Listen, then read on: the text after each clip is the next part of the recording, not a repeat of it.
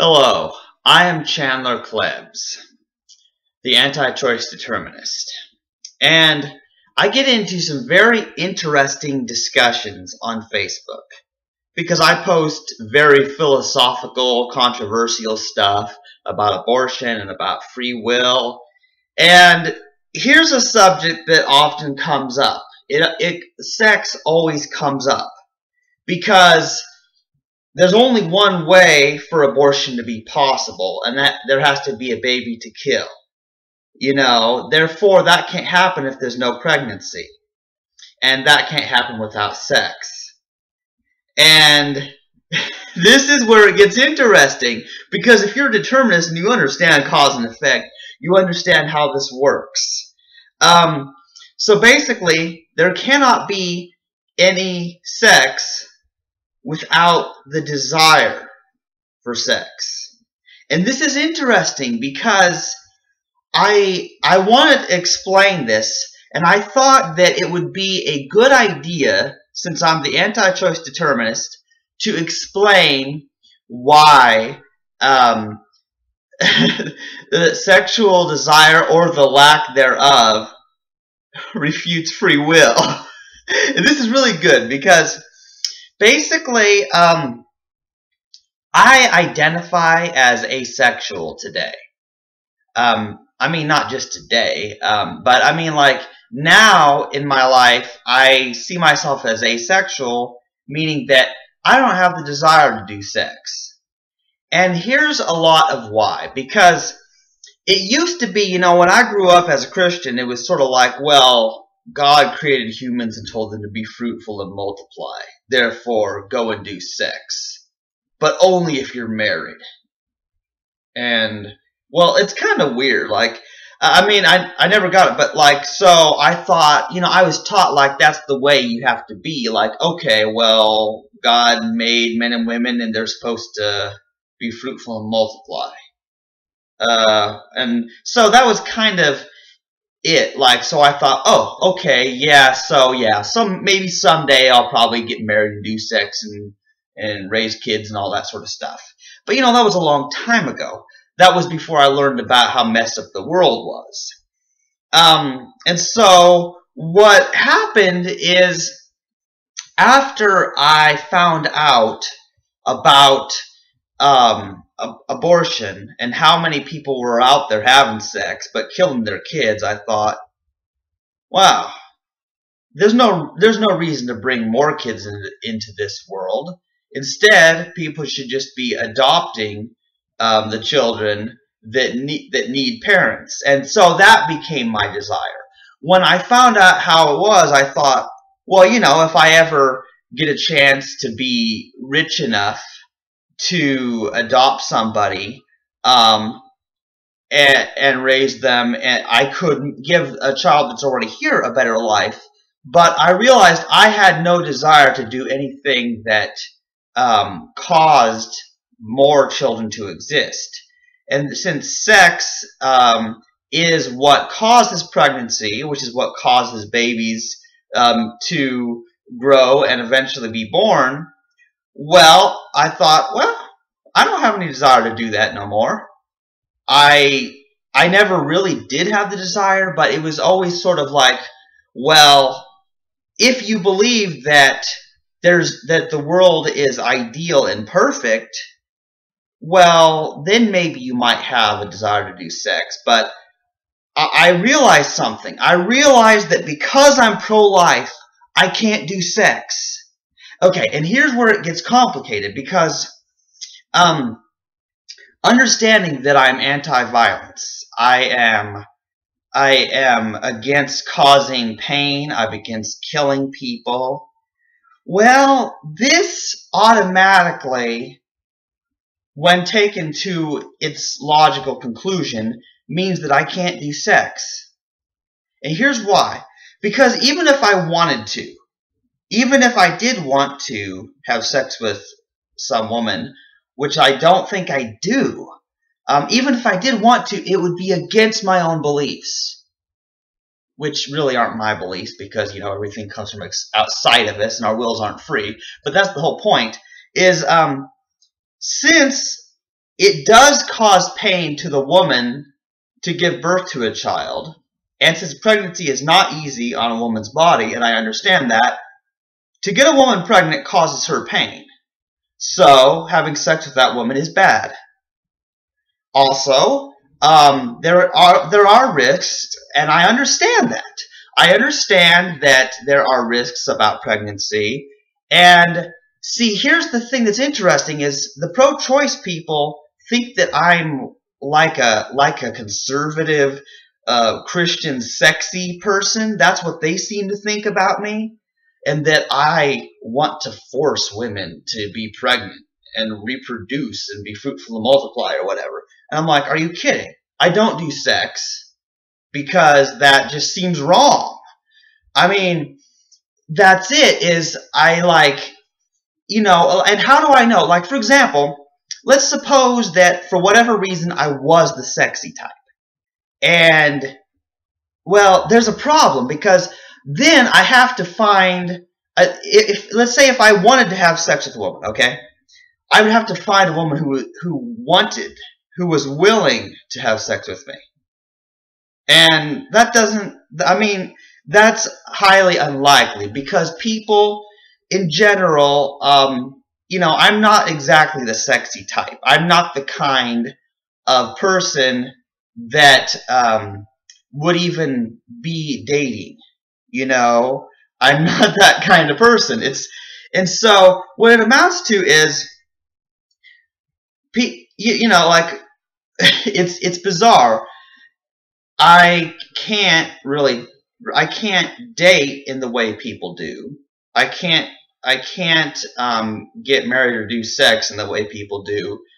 But let's say that I was the sexy type. Let's suppose I wanted to do sex, and there was some woman who was crazy and who was madly in love with me.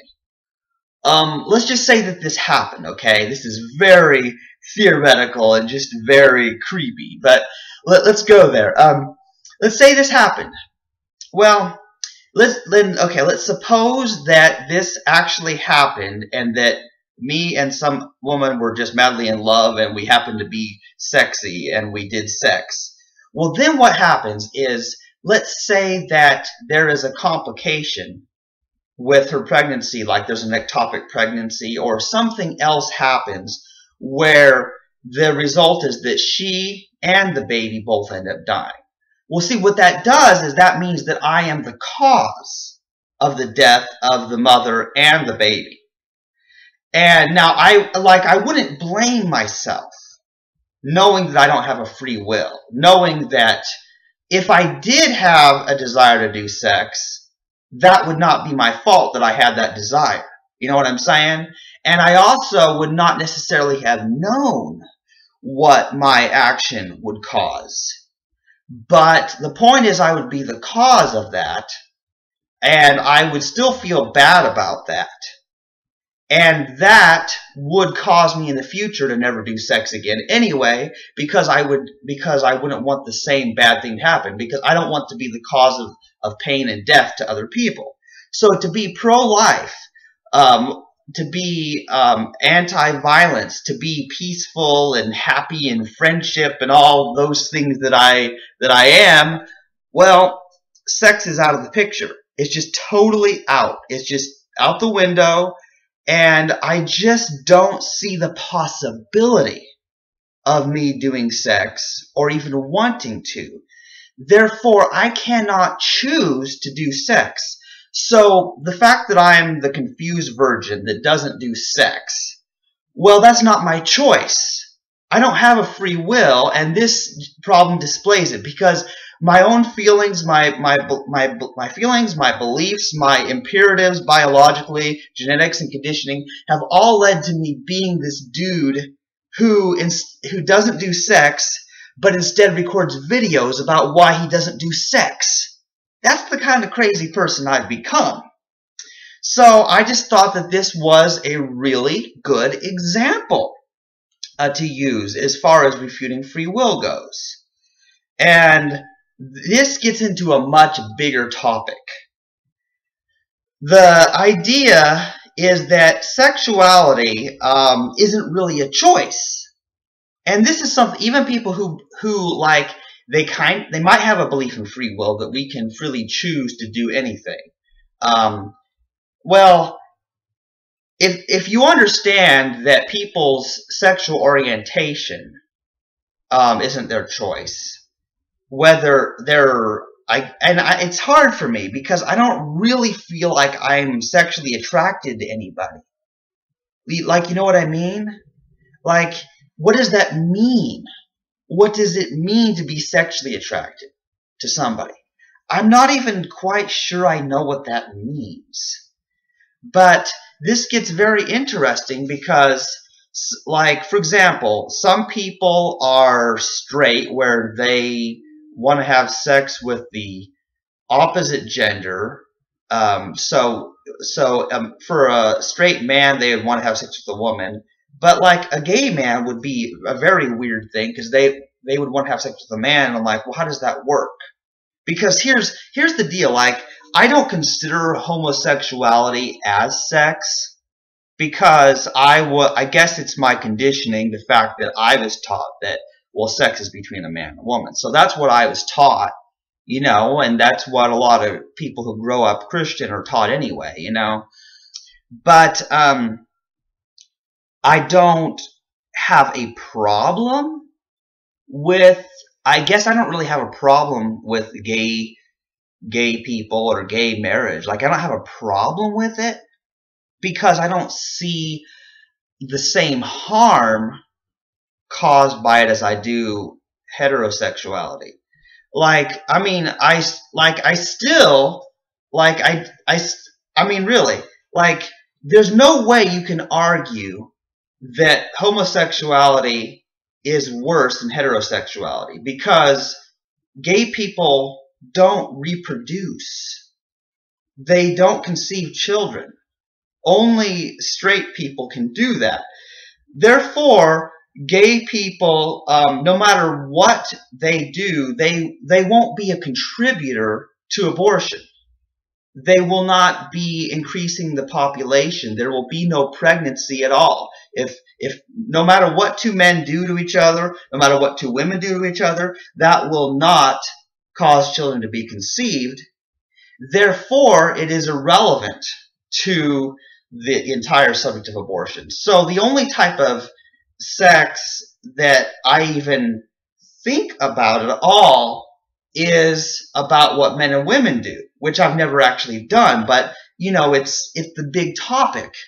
It's talked about in all kinds of books. It's talked about in all kinds of movies. You can't escape the subject of sex just because it's everywhere.